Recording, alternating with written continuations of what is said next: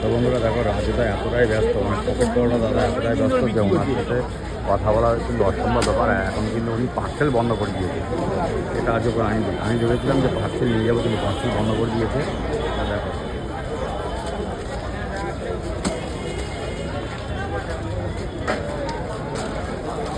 যেখানে ডিম দিয়ে 3টে বড়া 30 টাকা, আর ডিম ছাড়া কিন্তু 3টে বড়া 20 টাকা।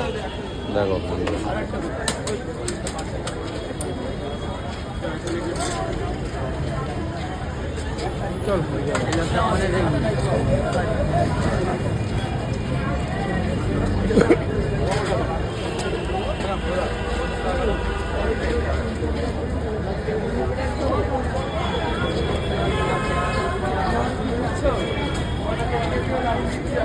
এটা কিন্তু পকেট পাউডার কামাল।